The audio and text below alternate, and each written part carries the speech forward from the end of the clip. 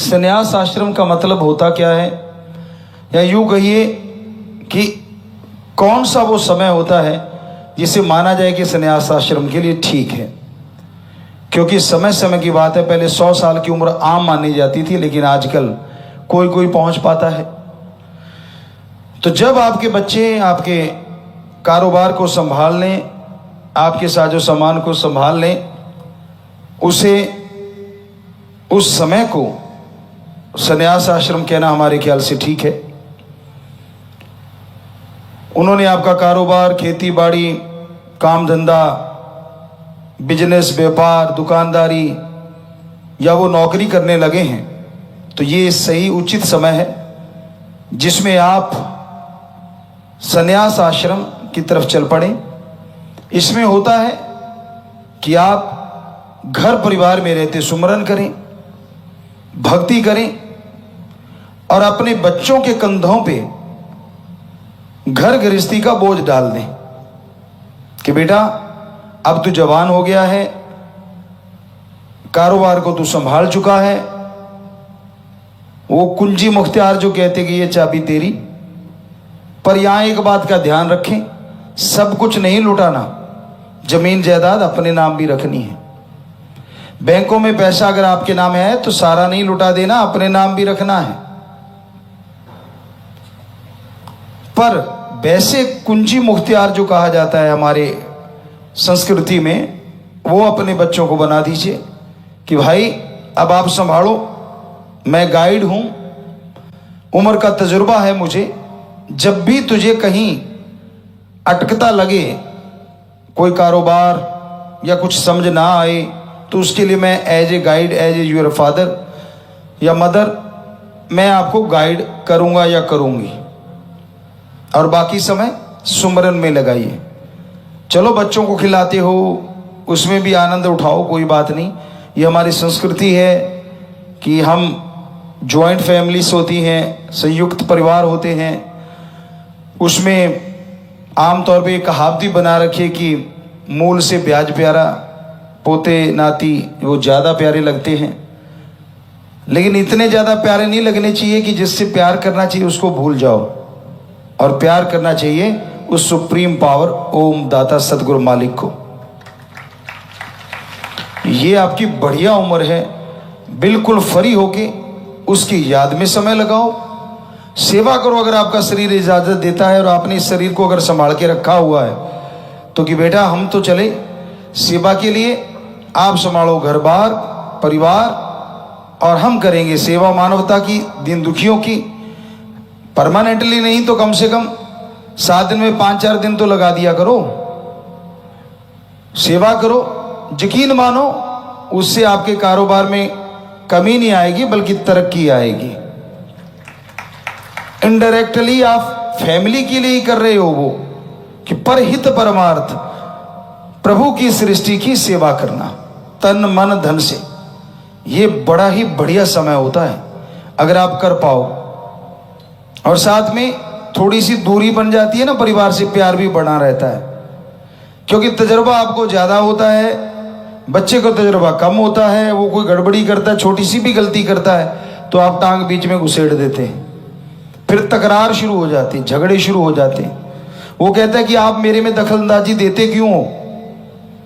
तो इज्जत भी बनी रहेगी, 4-5 दिन दूर रहोगे, 2-3 दिन के लिए जाओगे। परिवार को भी होता है, बच्चों को भी होता है, चलो पापा आए हैं, दादा आए हैं तो आप बातें सुन लें। अब 7 दिन वहीं कुरकुर कुरकुर कुरकुर करते रहोगे तो नेचुरली है।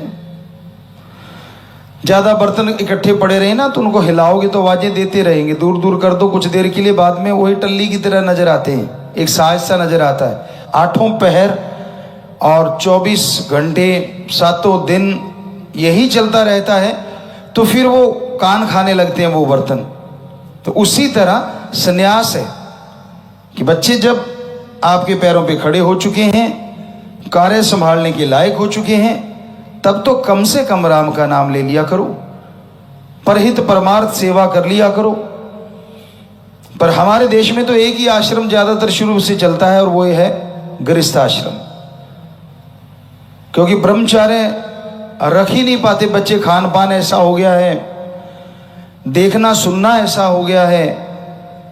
पहले गुरुकुल में छोड़ देते थे, दुनिया से कट जाते थे बच्चे, लेकिन ज्ञान से जुड़ जाते थे, बेइंतहा ज्ञान हासिल करते थे। और वो समय भी ज्ञान अर्जित करने का होता है, उसमें जितना ज्ञान हासिल किया जाए ता उम्र वो माइंड में फिट हो जाता है। वो उम्र ही ऐसी होती, ऐसा नहीं कि ज्ञान फिर नहीं लिया जा सकता। ज्ञान हासिल करने की वैसे तो कोई उम्र होती ही नहीं, सारी उम्र आप ज्ञान हासिल करते रहो, स्टूडेंट बने रहो, यकीन मानो आप बहुत तरक्की करोगे, अपने फील्ड में नहीं दूसरे फील्डों में भी। जब आप मास्टर बन जाते हैं कि नहीं मुझे तो सब आता है, तब आप ज्ञान हासिल नहीं कर पाते। हमेशा कान खुले रखो, कहीं से भी ज्ञान मिल जाए अच्छे वाला। तो ये संन्यास जब आप ले लें तब की बात है। संन्यास लेने का कोई घोषणा नहीं करनी, बस अपने बच्चों पे भार डाल दो घर गृहस्थ का, ताकि आपके देखते देखते वो कामयाब हो जाएं। कई बार होता है कई बुजुर्ग खुद ही खुद बने रहते हैं और बच्चों पे बोझ नहीं डालते। उनको लगता है नहीं नहीं ये तो बिगाड़ देगा, ये कर देगा, ये वो कर देगा, और मालिक का बुलावा आ जाता है और बच्चों पे अचानक वो बोझ पड़ता है और वो फेल हो जाते हैं। कितना बढ़िया हो, आप आंखों के सामने अपनी औलाद को सक्सेस कर दो, उनको कामयाब कर दो। शुरुआत में कहीं भी लगे तो उसे जरूर बताओ कि बेटा कर तू तेरी मर्जी, लेकिन अगर इसको ऐसे कर ले, अगर तेरे को अच्छा लगता है बेटा तो तू कर सकता है और इसमें इतना फायदा हो जाएगा। और अच्छे संस्कार दिए होंगे तो वो बच्चा भी आपकी बात जरूर मानेगा और धीरे धीरे वो परफेक्ट होता जाएगा। काम धंधे में सुमरन करना बेहद जरूरी है इस समय में, क्योंकि सुमरन करोगे तो बुजुर्ग अवस्था में शांत रहोगे। नहीं तो कहते हैं कि आदमी इस उम्र में झुकता ही चला जाता है बिना वजह, कमर झुकने लग जाती है। सच क्या है राम जाने। गुरुत्वाकर्षण शक्तियां होती हैं, कहते धरती में भी होती है, चंद्रमा में भी होती है, और भी होगी, साइंटिस्ट जानते होंगे बेहतर। तो आदमी का चेहरा लटकता है, इसकी एक वजह यह भी रहती है कि पृथ्वी का गुरुत्वाकर्षण शक्ति जो है वो भी काम करती है इसमें, कहीं ना कहीं थोड़ा करती होगी, ज्यादा नहीं तो। दूसरा कि हमेशा फेस आपका नॉर्मली झुका रहता आगे की तरफ, तो उससे भी झुर्रियां जो हमारे अंदर शरीर में चेहरे पे कह लो जेल वगैरह जो स्किन और हड्डियों के बीच में तालमेल रखती है, वो भी नीचे की तरफ ही जाती है। और रहना भी चाहिए सिर को झुका के, लेकिन हमारा यहाँ कहने का मतलब जब आप सुमरन करते हैं और समाधि में बैठते हैं तो सीधे बैठते हैं, तो उसमें आपकी स्किन भी अच्छी होती है। और हो सके तो कभी कभी गर्दन को पीछे की तरफ जब लेटते हो आप, कंधे के पास सिरहाना वगैरह रख के गर्दन थोड़ी पीछे की तरफ हो जाए 2-4-5 मिनट के लिए, तो अच्छा है। जब आप लेटे हुए हैं तो उससे सर्वाइकल भी दूर होता है और ये जो आपका लटकने वाला काम है वो भी थोड़ा रुक जाता है। और झुकने वाला काम, वो कमर कहीं देखा ना आपने, 50-60 साल में लकड़ी पकड़ लेते हैं। वो किसी ने, एक बच्चे ने कहावत डाली थी कि एक ऐसा जीव बताओ जिसकी पहले 4 टांगे होती है, फिर 2 होती है और लास्ट में 3 हो जाती है। तो वो आदमी होता है, पहले वो 4 पे चलता है, फिर 2 पे आ जाता है और लास्ट में 3 एक डंडा आ जाता है। तो वो आने ही ना पाए अगर पॉसिबल हो तो। और ये संभव है अगर आप एक्सरसाइज करते रहें, राम का नाम जपते रहें। कहीं आप सोचो संत पीर फकीर तो ऐसा करते हैं, उनकी कुछ और भी वजह होती है, वो ठीक नहीं बताना। सो कहने का मतलब सन्यास में जब आप आ जाते हैं, जब बच्चे पैरों पे खड़े हो जाते हैं, वो उम्र है आपकी, तो उसमें भक्ति किया करो, अच्छे कर्म किया करो, समाज के भले की सोचा करो, समाज के भलाई के लिए कदम उठाया करो। जिस भी धर्म में आप रहते रहिए, कोई फर्क नहीं पड़ता, लेकिन तब तो कम से कम मानना शुरू कर दो। धर्म में रहना एक अलग बात है, धर्म को मानना एक अलग बात है। जो धर्म को मानता वो चुगली निंदा नहीं कर सकता। धर्म को मानने वाला कभी किसी का बुरा सोच ही नहीं सकता। धर्म को मानने वाला नशे कर ही नहीं सकता। धर्म को मानने वाला किसी जीव को मार के खा ही नहीं सकता। धर्म को मानने वाला दुआएं करते बद्दुआ देता नहीं। धर्म को मानने वाला परम पिता परमात्मा ओम हरि राम का आशिक हो जाता है, वो दूसरों का आशिक नहीं बनता। इसका मतलब ये नहीं है कि वो दुनिया से कट जाता है। इसके लिए तो एक और टाइम रखा हुआ था, वहां तक कोई पहुंच ही नहीं पाता कि वो 75 साल की उम्र होती, उसमें वानप्रस्थ कि आप जंगलात में चले जाएं और तब प्योरली 100% ओम हरि राम के लिए ही समय देना, अल्लाह मालिक को, परमात्मा को याद करना है। पर भाग्यशाली हैं वो माँ बाप जिनके बच्चे सच्चे आज के टाइम में ब्रह्मचर्य का निर्वाह कर रहे हैं। उनका कोई मुकाबला नहीं दुनिया में। सच्चे का इसलिए जोर दे रहे हैं हम। दिखाना वही बात और चीज होती है, निभाना और चीज होती है। जो निभाए, ब्रह्मचर्य पे पक्का रह के ओम हरि अल्लाह राम की भक्ति इबादत करे, उसकी जिंदगी में जो सुकून, चैन और मालिक के नजारे होते हैं वो कहीं मिल ही नहीं सकते। क्योंकि उसका ध्यान का और तरफ जाना तो मतलब ही नहीं बनता। उसका तो समाज का भला करना और परम पिता परमात्मा को याद करना, बस ओम हरि सतगुरु अल्लाह गॉड को खुश रखना। पर उसके बावजूद भी वो परिवारों में खचते रहते हैं, मोह ममता में फंसे रहते हैं, तो वो सच्चे ब्रह्मचारी नहीं होते। कड़वी हैं बातें लेकिन सच्ची हैं बातें। ऐसे ही महान नहीं कहा जाता कि बचपन से ही जो ब्रह्मचार्य में पड़ जाते हैं। ये जो इंसान के अंदर वीर्य है, इसका कंट्रोल करना अपने आप में एक बहुत बड़ी शक्ति है। ये शरीर को शक्ति देता है, शरीर के लिए एक ढाल का काम करता है। जैसे गाड़ी में अच्छी क्वालिटी का ऑयल जो होता है, जो पिस्टन वगैरह को बिल्कुल सही रखता है, ऐसे ही ब्रह्मचर्य जब आप रखते हैं तो वो हमारी बॉडी को मजबूत करता है, हमारे डीएनए के सेल को कह लो, जो भी चीजें हैं उनको मजबूत रखता है, जिससे झेलने की शक्तियां बढ़ जाती हैं, आत्मिक शक्तियां बढ़ जाती हैं, आत्मबल, विल पावर बढ़ता है और आदमी कभी नेगेटिव होता ही नहीं, चेहरे पे शांति झलकती है।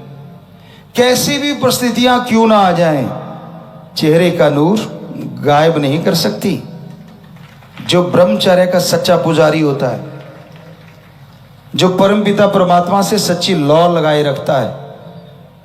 वरना तो मर गए जी गए, मर गए जी गए, चलता ही रहता है जिंदगी में। परेशानियां आ गई तो मर गए, और थोड़ी सी दूर हो गई तो जी गए। यही तो चलता रहता है जिंदगी में आम इंसान के। कहते हैं ना, चिंता एक ऐसी चिता होती है जो जीते लोगों को जलाया करती है। चिता तो एक बार जला के काम तमाम कर देती है, लेकिन चिंता सबसे खतरनाक चिता है जो पता नहीं जिंदगी के कितने मरहलों में, कितने पलों में आदमी को मारती है और फिर जिंदा करती है। इसलिए चिंता नहीं पैदा करने देना।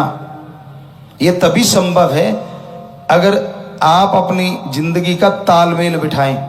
काम धंधा करते रहो, हाथों पैरों से कर्म योगी और जीवा ख्यालों से ज्ञान जोगी। काम धंधा भी करते रहिए। हम ये नहीं कहते कि ब्रह्मचारी ही बन जाएं, नहीं, घर गृहस्थ में रहिए, परिवार में रहिए। बेपरवाह जी ने 1-2 बार वचन भी फरमाए कि 2 पंख हो जाते हैं, गिरना थोड़ा मुश्किल होता है घर गृहस्थ वाले को, अगर वो भक्ति करता है। ब्रह्मचर्य के लिए तो फिर पंख जुड़ जाते हैं दुनिया की तरफ से, एक ही पंख रह जाता है, समाज सेवा और परमपिता परमात्मा की खुशी हासिल करना। खान पान पे कंट्रोल करना, ऐसी चीजें ही खाना जो तामसिक भोजन ना हो, सात्विक भोजन हो। ज्यादा मिर्च मसाले अवॉइड करो। मसाले तो होने ही नहीं चाहिए, बल्कि नेचुरल खाना होना चाहिए, जितना भी बढ़िया आप कर सकें। बहुत सारी चीजें ब्रह्मी हैं, ज्यादा आप उपयोग करें जो ब्रह्मचर्य का पालन करना चाहते हैं, जो कि अनमोल तोहफा है कुदरत का। वो आप ज़्यादा लेते रहेंगे तो नेचुरली आप शांत रहेंगे और परमपिता परमात्मा की तरफ ही ध्यान रहेगा। इस तरह बहुत सारी चीज़ें हैं जिनको लेने से सोयाबीन है, ये भी बहुत अच्छी मानी जाती है, इसके लिए ज़्यादा, हद से ज़्यादा नहीं, लेकिन ब्रह्मचर्य के लिए अच्छी मानी जाती है। तो ऐसे बहुत से भोजन और भी हैं, अगर अमल किया जाए, उन पे चला जाए और तामसिक जो भोजन है उससे बचा जाए।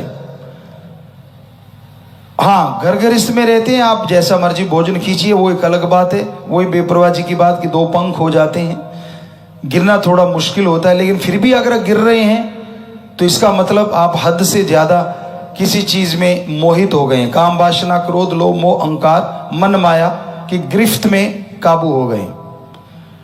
भक्ति कभी भी दिखावे की नहीं करनी चाहिए कि मैं दिखाऊं ताकि मुझे लोग देखें मैं ये कर रहा हूं। ऐसे करने वाला भक्त हो ही नहीं सकता।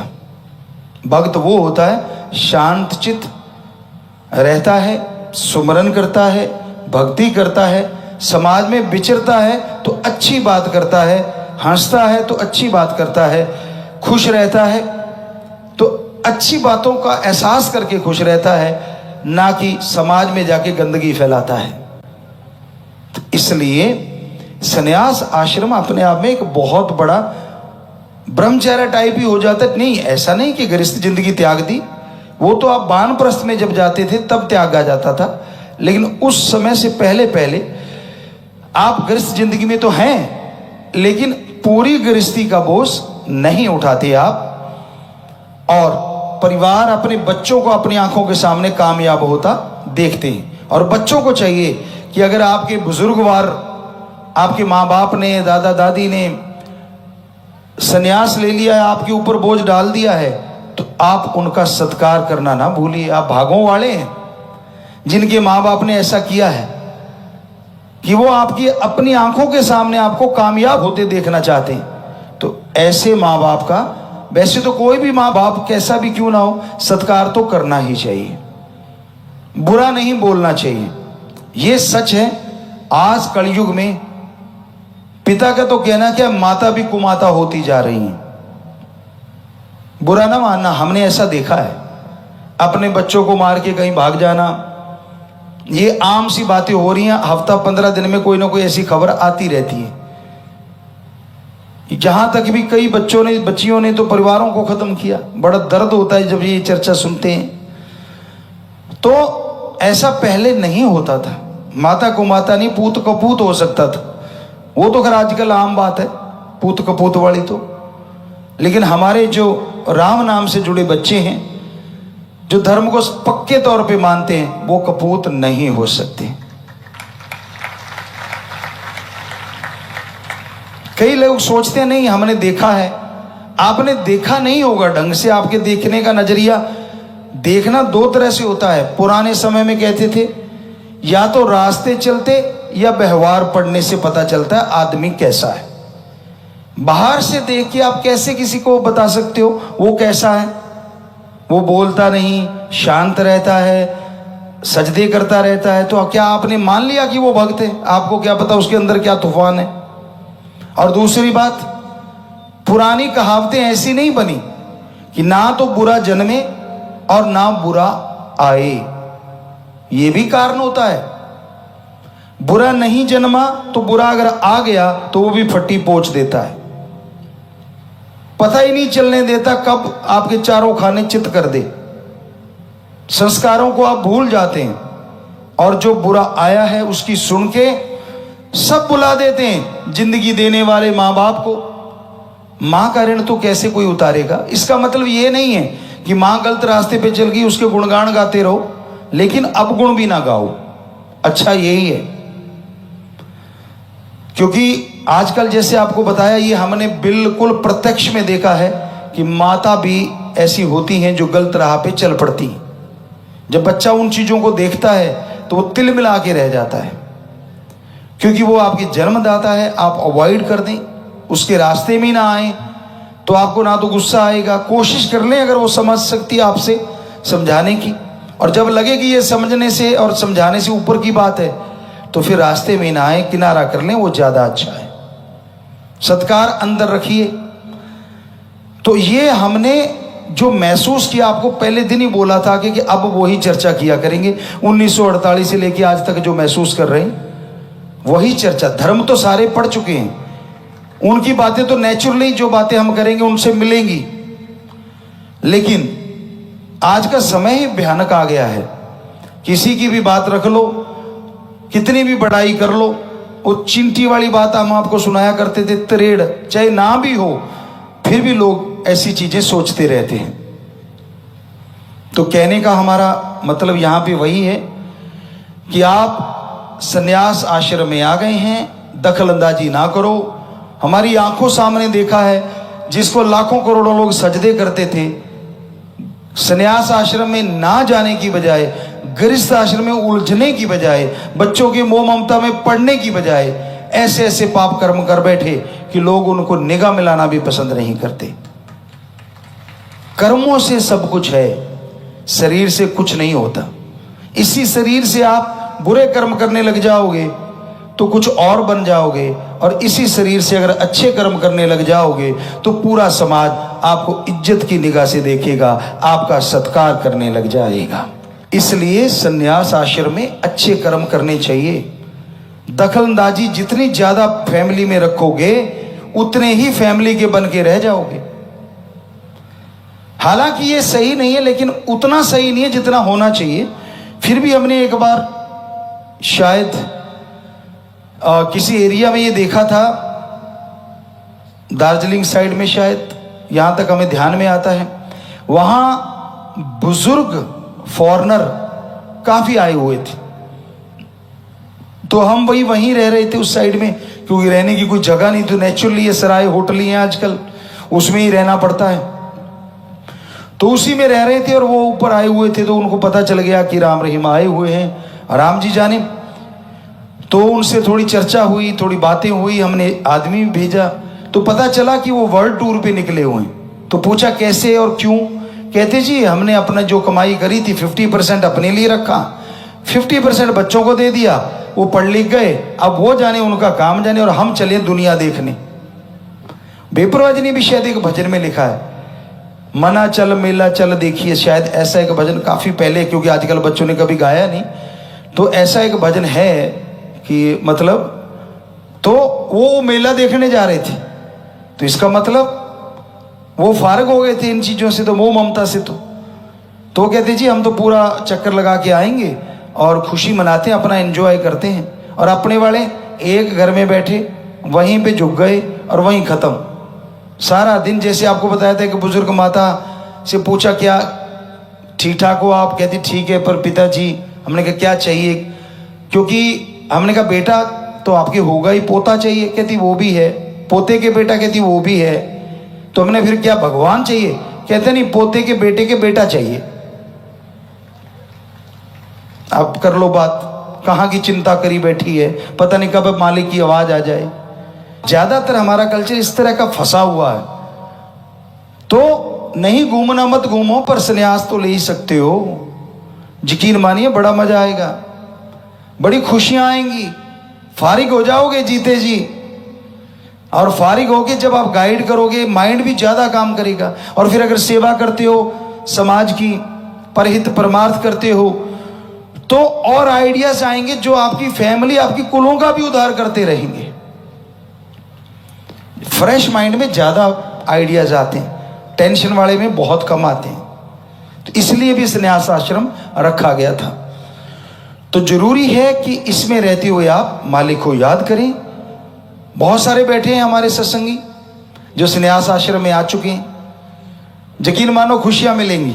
उनको गाइड करते रहो, हम नहीं रोकते, उनको रास्ता दिखाते रहो, पर सुकून मिलेगा, एक चैन मिलेगा, एक नजारा आएगा आपको।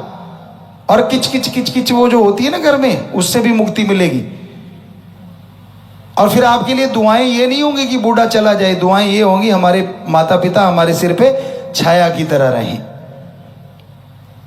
हमारे अकॉर्डिंग हम हमेशा एक चीज कही नहीं कभी, पर कहना चाहते होते कि पहले जरूरी होता है कि स्वस्थ काया, और दूसरी अगर संन्यास ले लें तो माँ बाप की छाया। सबसे जरूरी होता है सच्चे सतगुरु के द्वारा दिए गए गुरु मंत्र का सरमाया, कि वो जो गुरु मंत्र दिया कितना आपने कमाया, कितनी भक्ति करी, कितनी सेवा करी, सबसे पहले नंबर पे तो वही आता है। फिर स्वस्थ काया होगी तो ही है, स्वस्थ काया नहीं तो जवान को भी कोने में लगा देते हैं, और स्वस्थ काया तो बुजुर्गों का भी सत्कार होता है। कल ही आपको भजन सुना के हटे कि ये जिस्म तेरा ऐसा घर है जिसमें सारी उम्र रूह ने रहना, कि सारी उम्र रहना है भाई इसमें, इसको वो मर्जी आपकी है। वैसे बड़ा स्ट्रेचेबल बनाया भगवान ने, खाओगे बढ़ता जाता है। साथ साथ एयर बैग देखे हमने नौजवानों के, बुरा ना मानना, 7 जगहों से मतलब मोटापा झलक रहा था। और ऐसे नौजवान भी देखा कि जो बिल्कुल फिट, बेटियां बेटे, बड़ा अच्छा लगता है उनको देख के, और खुशी मिलती है कि ये आगे भी जाके अच्छा करेंगे। और जो मोटापा है ये बीमारियों का घर है, जड़ है, इसलिए इससे बचो। आप तंदुरुस्त रहो, सही सलामत रहो, यही मालिक से दुआ है। और आप अमल किया करो वचनों पे, भगवान आपको सद्बुद्धि बख्शे, ये भी मालिक से, सतगुरु मौला से दुआ आशीर्वाद आपको कहते हैं, ताकि आप अमल कर पाएं, जिंदगी में बहारें ला सकें, अपने भी परिवार के भी, और मालिक आपको तरक्की दे। बहुत बहुत आशीर्वाद।